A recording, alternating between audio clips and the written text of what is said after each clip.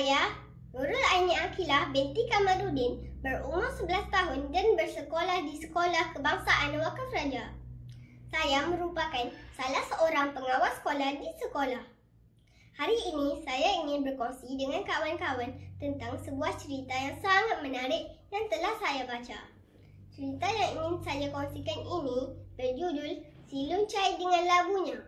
Cerita ini merupakan salah satu cerita di dalam siri Satu Hari Satu Cerita yang mengandungi berbagai kisah rakyat yang terkenal di dalamnya.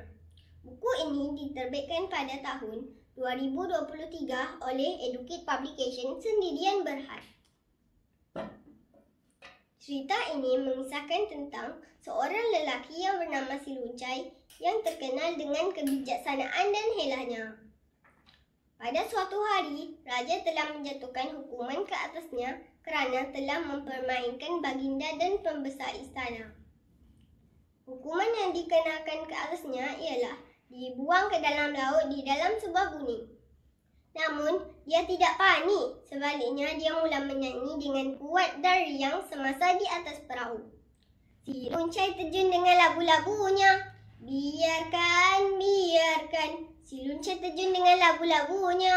Biarkan, biarkan. Mendengar nyanyian itu, para pengawal mula tertarik dan beberapa orang pendayung mula menyanyi bersama-sama. Si Luncai terjun dengan labu-labunya.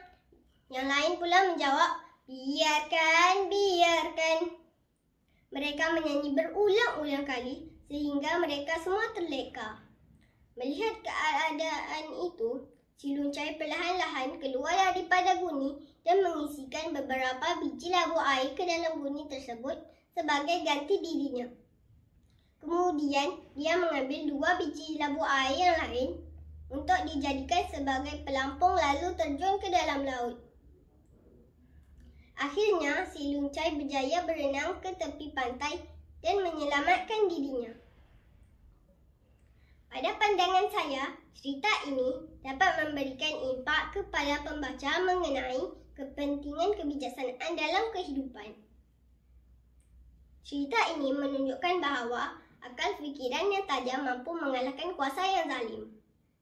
Selain itu, cerita ini mengajar kita supaya tidak memandang rendah kepada orang lain. Kesimpulannya, sebagai manusia, kita harus menggunakan akal fikiran untuk menghadapi cabaran hidup dengan cara yang bijak. Cerita ini mengajar kita bahawa kadang-kala strategi yang licik lebih berkesan daripada kekuatan semata-mata. Sekian, terima kasih.